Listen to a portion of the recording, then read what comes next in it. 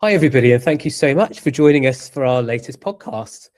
And if you're expecting an inspection anytime soon by the regulator CQC, we hope that you're ready. And today's conversation is for all of the providers out there that have been maybe waiting a little bit longer for an inspector to come along and knock on their door. And during that time, where it does sometimes take a year or so, or if not longer, to get an inspector knocking on the door, we can often get quite anxious, I think, and get quite nervous. And for me, I think the anxiety is not actually about the inspector or the practice that we are carrying out in our care services, but it's just that anticipation of wanting to be able to showcase exactly some of the amazing care that we're delivering. And we're really, really blessed today to be joined by Nikki Rogers, who spent many years working inside the system with the NHS and the ICBs down on the South Coast. And she's been in rooms with the commissioners and with the regulators and has some amazing experience to hopefully share with us this afternoon around what it is that the inspectors and the regulators and commissioners are looking for in our services when they come and knock on the door. But also she has some really interesting insight into when we as providers aren't in the rooms and conversations are happening about our services. Nikki now works in the private sector and helps support care providers and care homes. And Nikki, thank you so much for joining us this afternoon. Thank you. I'll hand over to Robin, and Robin, we can hopefully have a really good conversation around quality and the quality pillar that we're here to discuss today. I'm looking forward to it. I think it'd be really interesting.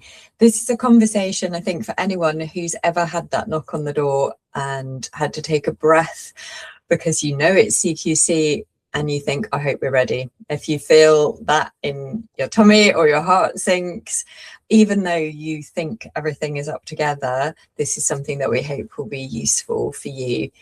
That reaction isn't about the inspector. That person doesn't make a material difference to how you're feeling in that moment. What matters, I think, is how you know you've prepared or where you're worried that you haven't prepared.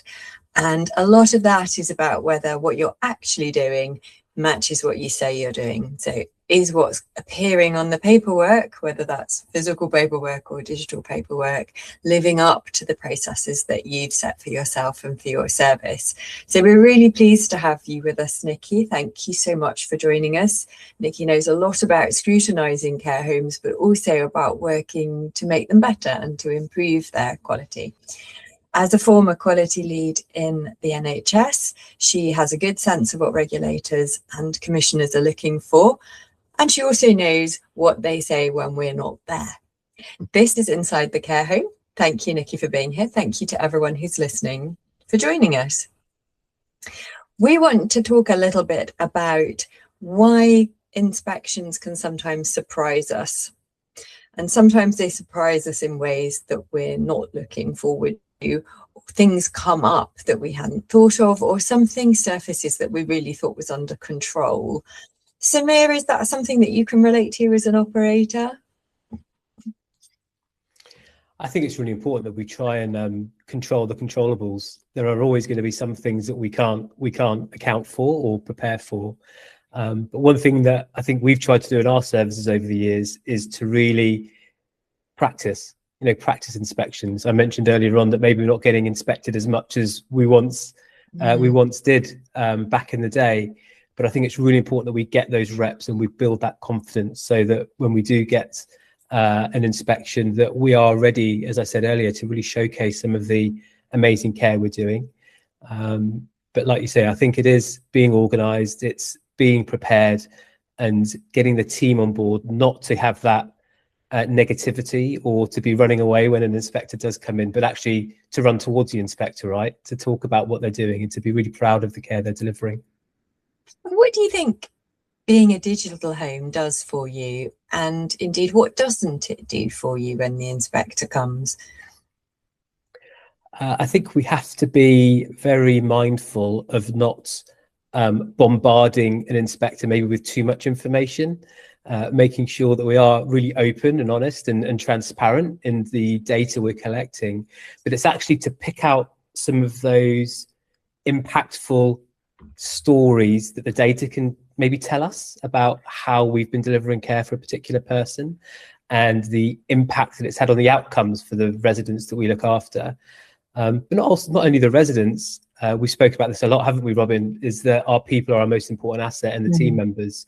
So, you know, if we are digitally evolved, it's actually, well, how has the technology we've implemented also positively impacted our team members in it being able to deliver the care they want to be delivering and that they can be proud of delivering? Thank you.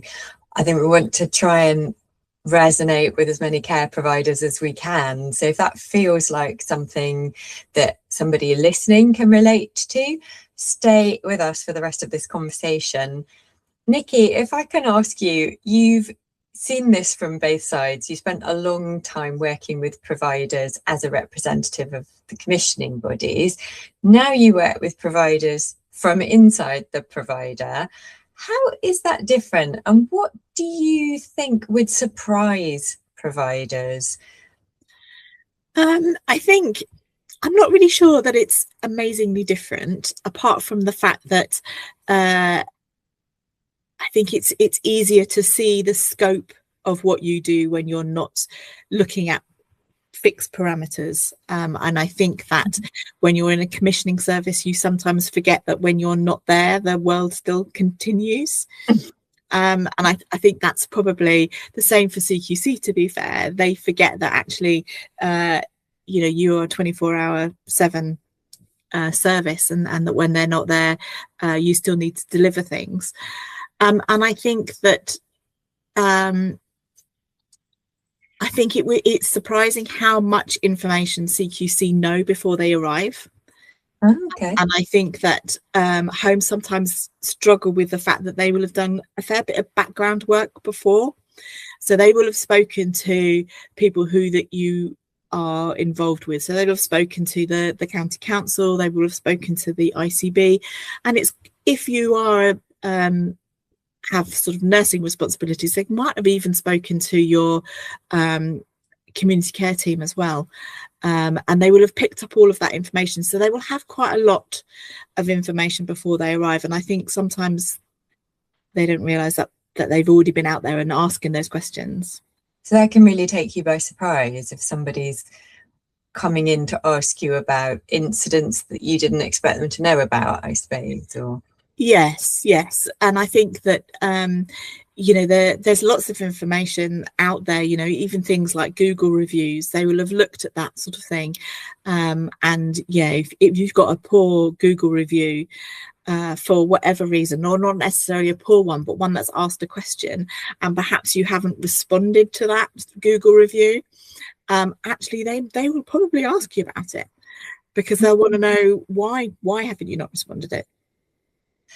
And to flip the question, what surprised you when you made that change from working in commissioning to working on the other side, if you like? Quite that brutal, but yeah, I think again, it's that, you know, there's so much going on in care homes all the time, and I think that, you know, we're really good in commissioning. Not there now. We're really good at thinking that you deliver this is the service that you deliver, and we forget sometimes that actually your clients don't fit into a neat little box, and actually, yes, you are delivering this care, but actually that's different for everybody. And, you know, personal centered care means something different to every single person that you're looking after, as well as every single person that's delivering that care. Okay, so perhaps that's something providers need to remember that they know, because I think in a lot of services it's been quite well internalised, hasn't it? And we kind of forget that not everywhere does that until perhaps somebody goes into hospital and we can see that the care that they receive there is not as personalised as they would at home. Yeah, I think, you know, and I think it's about shouting about that, because I think that's one of the things that CQC will quite often say is that I can see that they are delivering good care, but it's not recorded. There's no way of saying that we've stepped out of the norm of something to do something for somebody, and actually, great, that's fantastic, but where have you recorded that? Yeah. And I think that's one of the things that CQC will quite often say, is that we can see that the clients are well looked after, and that they're delivering really good care, but it's not backed up by what you've written down. Is that something you think is a major place for providers to look? If they're worried about an inspection, is that perhaps the first question they should ask themselves? What am I doing but not documenting? I think it is. I think it is something that, because it's normal for you. I think that's the thing. It's your day-to-day business, and so you think, I don't need to write that down, that I've done something specifically for somebody, but actually you do, because actually that's what is the difference between being good and being outstanding.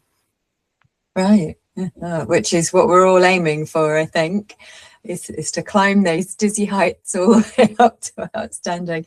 In thinking about quality as a slightly wider question, how well do you think providers really understand what it means? We all know it's there, and it's one of those, is it safe? Is it responsive? Is it these big questions? But do you think we get a little lost sometimes thinking about, are we being caring, and forget perhaps the consistency, or the whatever it is that you would say quality actually means? I think consistency is really important, and about showing that you're being consistent, because yes, you need to have your standards across your homes, but it's about making sure that standard's reached every day, and I think that's sometimes what, you know, you work so hard in your homes, and you're working all the time making sure that all your care plans are sorted out and everything out, but it's about that, looking for those consistencies in your home, and also that being able to be adaptive, to change that consistent message between your clients, because, you know, yes, we want to make sure that you're delivering all the right care, and that might be perfect for one person, but if you then try and deliver that exact same care to somebody else, that's not going to work. So it's about, yes, being consistent, but also being able to be adaptable in that consistency, which is difficult to prove, I think. So having some consistent principles and processes, but being able to apply those to different individuals or different situations in appropriate ways. Yes, yeah, definitely. Do you think that's where people come unstuck? There certainly are services who feel comfortable that everything's going well, they've got things under control, they're not experiencing a lot of falls or major safeguarding issues, and then CQC come in and the rating requires improvement, and that I think emotionally can feel really difficult. You can feel quite let down by life in those circumstances. What would you say are the big dangers for somebody to look for that might be something that could happen to them? I think it's looking beyond the task. You have a task to do, you know, your personal care, let's say that's the task that you've got to complete. That's grand, but you're treating an individual, and it's making sure that task suits that individual. So it's, you know, I don't know, anything from I like this particular towel, or I have three flannels that all have to do different things. You know, it's about making sure that task is consistent. So your task is good, but then the adaptability comes in as how I'm going to make that right for that person.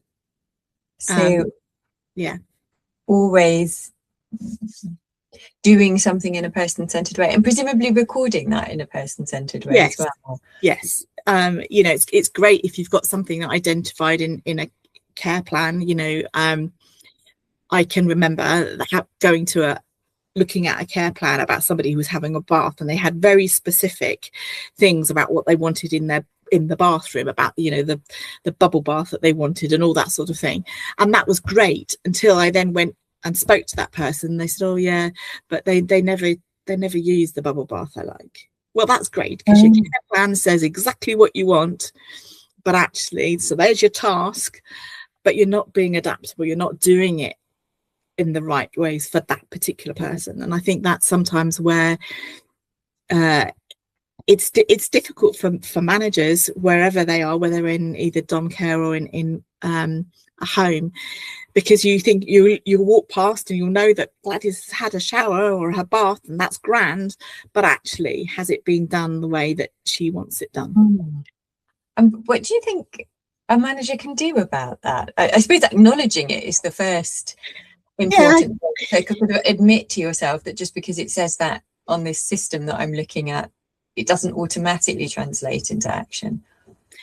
I think it is that walking about and being present, and checking things, but it's also about talking to your staff. Your staff, as you said earlier on, are your most important asset, and it's about, okay, so if you find that they haven't used the particular bubble bath that they want, actually, why didn't you? And actually having that conversation with them, and not in a sort of like, why didn't you do that? Not in a threatening, judgmental way, but actually just tell me why this hasn't happened, because actually there may have been a really good reason.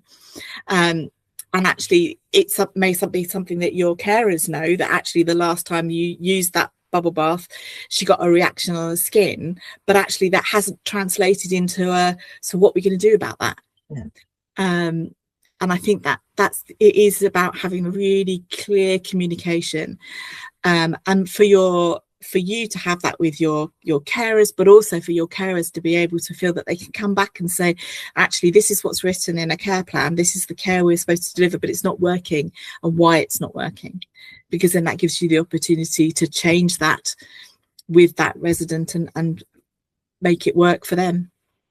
When you go into a care home, and you've been into lots of care homes, I know, so when you walk in the door, do you think you get a sense of whether or not that feedback loop exists, whether there is a connection, I suppose, between the care plan and the day-to-day activity? Do you get a kind of vibe of that? I think you do. I think you can walk into a home and know that there's good communication, because you can see it happening. You can see that the carers are talking to each other and they're talking to the manager, but also to the cook and to the cleaner and to the maintenance man. You can see that those conversations going on, and unfortunately you can see it if you walk into a home and it's not happening. The doors are shut going into the managers, or and that's consistently shut, not just shut because they're doing something, or something's highlighted that something needs to be fixed, and you can't speak to the maintenance man because actually you just have to email him, because he doesn't come to meetings, and he's not part of the home fabric, so you can't just have that off the cuff conversation. So you can see it, and I think that's the really good thing about having outside people sometimes come into your home, because you don't always notice that, because you're living that all the time. I was just going to ask you that. None of that actually sounds very difficult to do, but it sounds quite difficult to do it for your own home. Yeah, you almost need like a secret shopper. Yeah. That's one of the things we used to say, is that we were like secret shoppers, because we would come in and we would have that helicopter view of what's going on, and we have because we don't work for the homes, it was really easy for us to say, well, actually, this really isn't working, or something doesn't seem right, and it's about how you then hear that. Constructive criticism is really a part of quality, because you need to be able to hear when things aren't going quite right, so that you can then change things. I know that's really big for you, Samir, that mindset that you have, and you feel very strongly that your team need to have, about continuous improvement and building on the things that you're doing well and doing more of them, but also identifying the things that you do less well.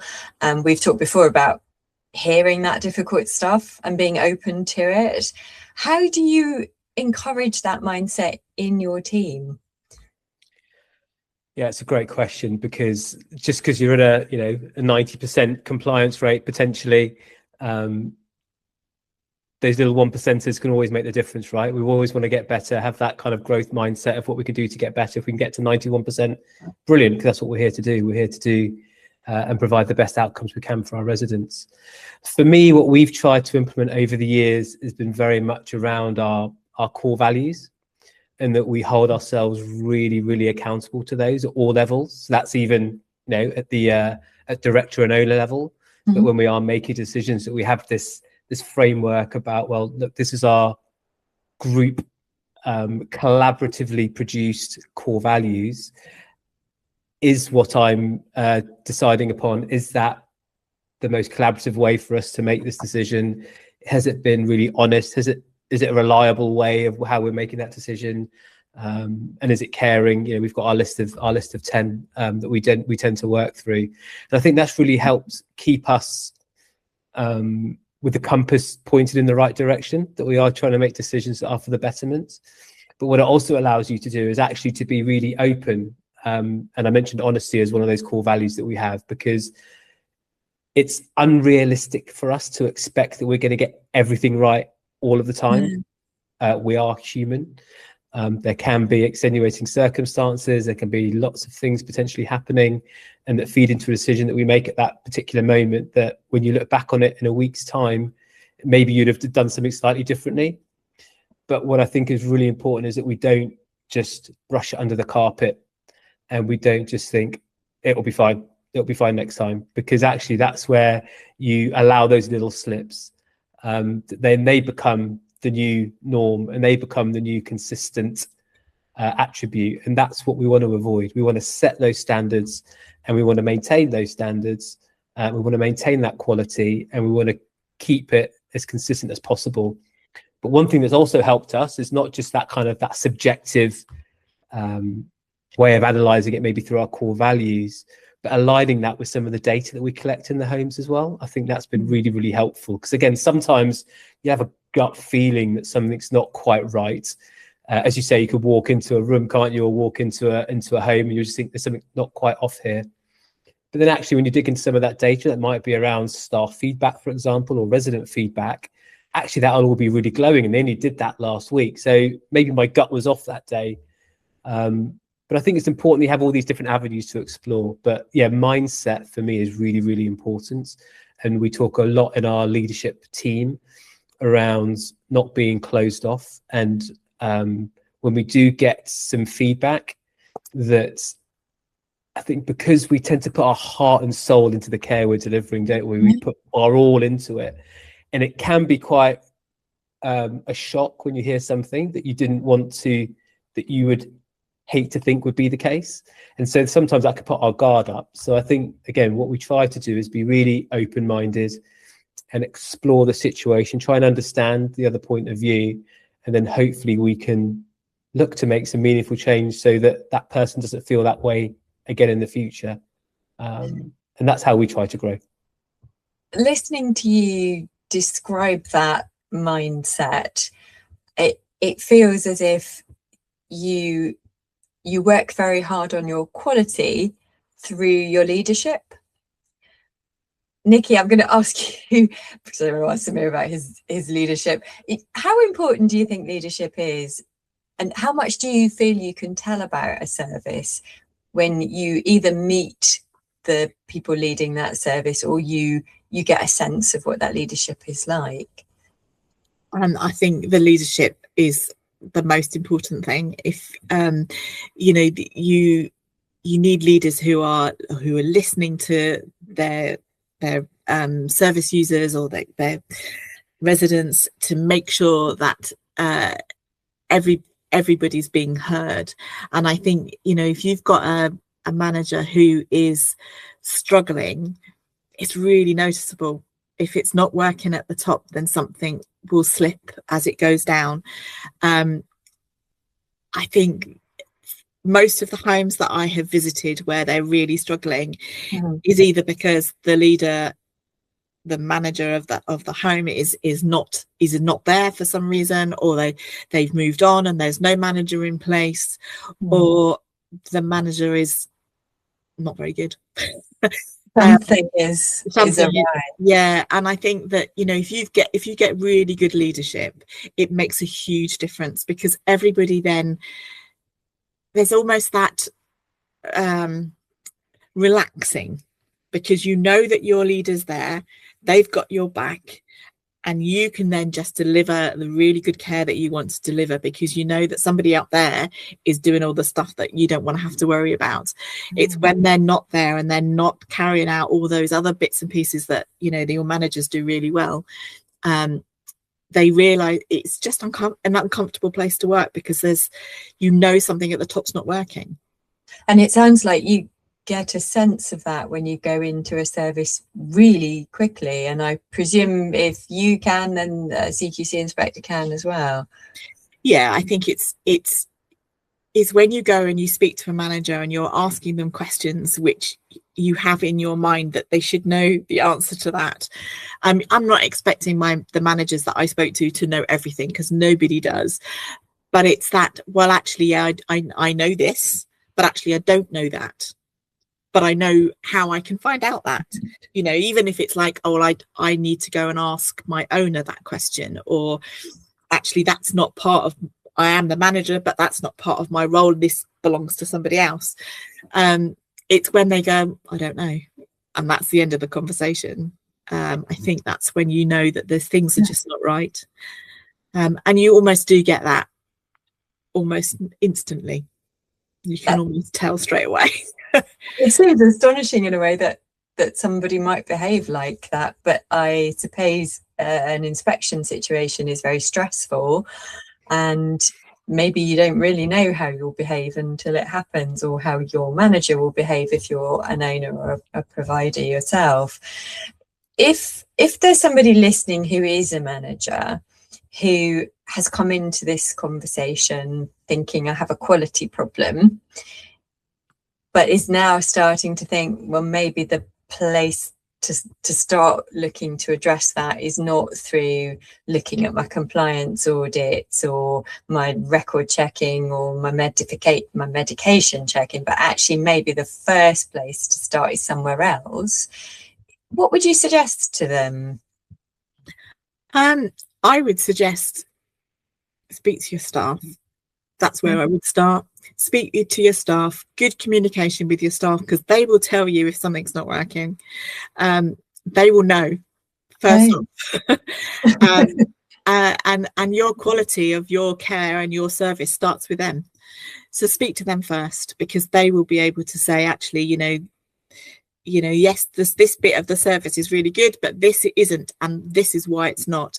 And listen to them. And I know, as you were saying earlier, Samir, sometimes it's really difficult to hear that something's not working, especially if it's something that you've put in place. But you're not the person there delivering that care. And sometimes they'll tell you there's a much better way of doing this.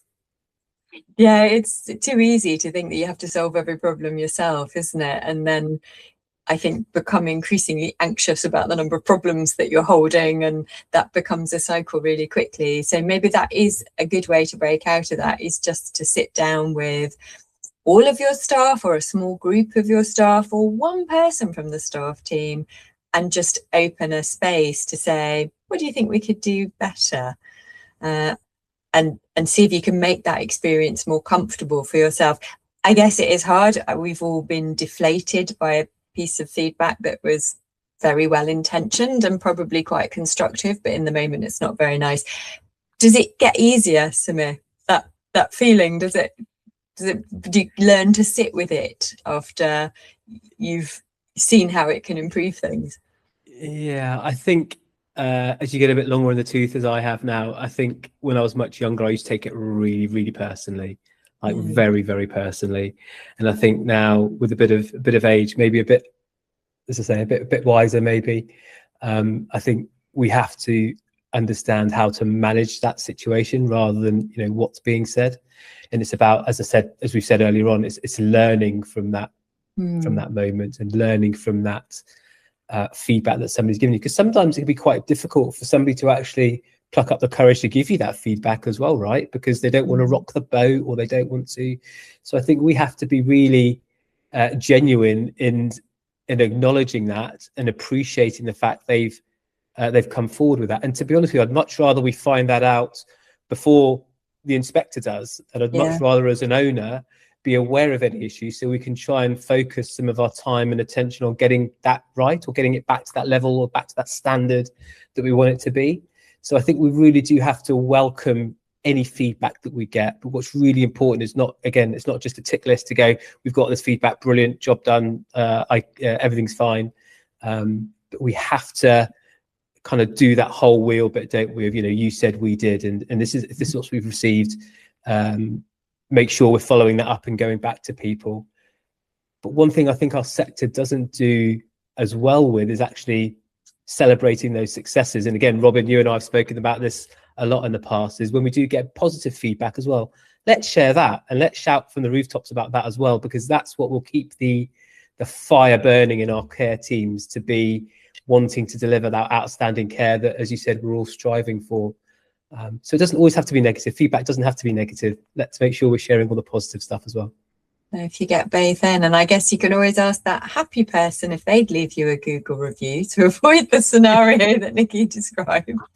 You've got to love a Google review. Well, I was thinking while you were talking about it is better to hear it directly, even if it's painful. Back to your comment, Nikki, that's where the bad reviews often come from, isn't it? It's somebody who either just doesn't feel they can express that directly, or they've tried to say, I'm not happy about this, and not had a response. I think we've all been there as a customer, where you've dealt with a business and just thought, this is a faceless organization, nothing's happening, and you go online and express yourself there.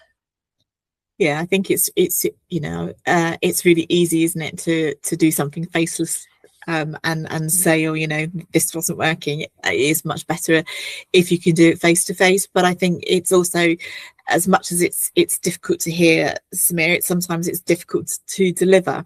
And that may be the only way that you can do it. But I think what you were saying before about rewarding the good behavior, actually that's really important for your care staff, because they nobody's there to do a bad job. And I think if they realize that they are being thanked for a day's work or whatever, it may sound a little bit crass maybe, but actually it's really important, because they'll have given their heart and soul that day. And it's not going to be perfect every day, because we're all human. Not only are we humans delivering the care, but we're humans as we are accepting that care. And sometimes, I may be in a really bad mood, and whatever you do for me, it's never going to be good enough. But actually that person's trying really hard. And so it's really important that they're, it's recognised that they're doing their best. Interesting. So in terms of immediate behaviours to stop and start, we're talking about being open to feedback, but also about celebrating the good. So stop only passing on the feedback that means you need to change something, but also pass on the feedback that says, please keep doing what you're doing because it's good.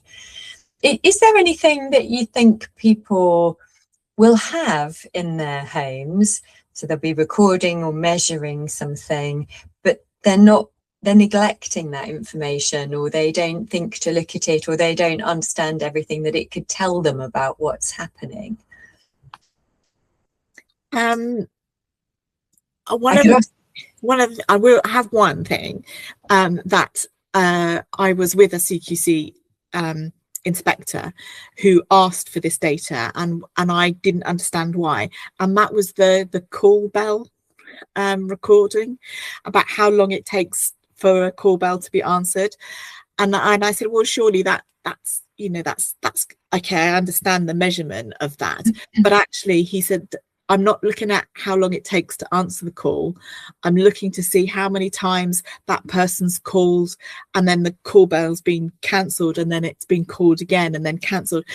And that, I think, is a real good quality indicator, because that's showing that, yes, I'm answering the call within 2 minutes, but actually I haven't done anything.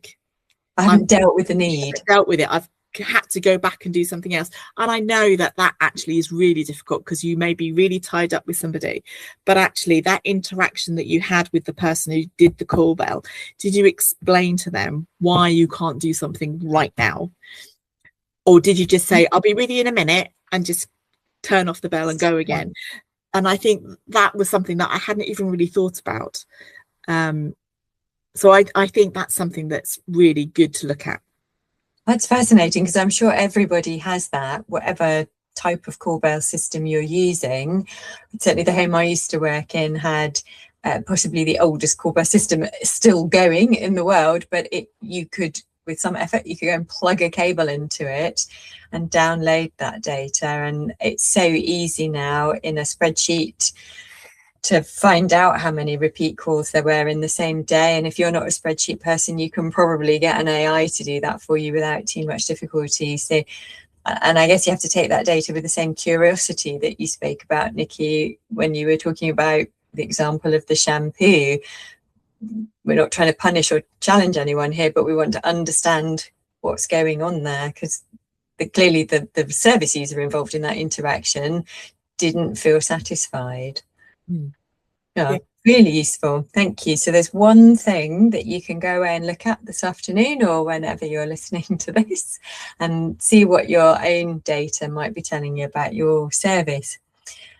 That was absolutely fascinating, Nikki. Is there anything else that you think surprises providers, or that people listening might not be aware of or might not have thought about? I think going back to what you mentioned before about when you get the report back and it's not what you were expecting, so you thought that you were doing everything, you were expecting good, let's say, and you got requires improvement. I think the most important thing is to really understand what it is that the inspector saw, because sometimes it can be, before you get your report back so you can do your factual accuracy, it's really important to use that time to actually understand where your inspector's coming from. I think it's quite easy from homes that I've worked with before who go, well, that's just how it was on the day. Well, actually, how have you articulated that with your inspector, that actually on that particular day, when your inspector comes, things were going to go wrong because everybody's a bit hyper and a bit scared about what's happening. Actually really make sure that you have that really good understanding with your inspector as to what it is that they saw that they made that decision on, because was that something that was just that day, or is that something that is a larger problem that you really need to work on? More systemic. Thank you so much. That's really useful insight. We've been so privileged to have you with us. Thank you very much, Nikki, for coming. I think this has been a conversation that has really illustrated the value of having somebody else look at your service, a fresh pair of eyes, whether it's someone like Nikki, who you pay to come in and do some consultancy, or you come to an arrangement with another home that that just says, well, I will come and sit in your home for half an hour and you come and sit in mine for half an hour. That fresh pair of eyes and a slightly detached perspective can really tell you a lot if you can take a deep breath and hear all that feedback. It's quite a frightening thing, I think, the potential for a gap between what you think you're doing and what somebody else will see when they walk in the door. It's a consistent source of anxiety that we hear about from DigiHive members. We know it's a very common theme, and I think it's really easy to see where that comes from. There are so many people in the sector who are working so hard and really motivated to deliver the best possible care, but don't have somebody next to them who can help them to see what's going well, what's going badly. And that's what the DigiHive is here for. That's what our academy is here for. It's to help connect people to other providers who do understand what they're going through and what they're feeling, who can help with non-judgmental, supportive feedback, or experience that can just take you through a difficult process or help you to improve whatever it is that you're looking for in your service, and to give people a space where we can talk about what is working and what isn't. So that's very much what we're about, and I think we absolutely achieved that today. So thank you, Nikki, so much. It's okay, thank you for having me. Thank you so much for joining us, Nikki. And as Nikki's given us that vantage point that sometimes as providers we don't get from the ICB perspective, and from the commissioning aspect of things as well. And I think, Nikki, you've described actually trying to be confident is just so important, isn't it, in terms of when that inspection comes around, and knowing some of those answers, as you mentioned, you know, some of those questions that an inspector or a commissioner would expect us to know in running our services. So if this episode has resonated with you, please do come and check out more of our content at the DigiHive community. There's a link in the show notes for you to join and listen to other episodes. And if you are somebody who is looking to join our pack of DigiHive community members, please do sign up, and we look forward to seeing you on the next episode of Inside the Care Home. Thank you so much for listening and joining us.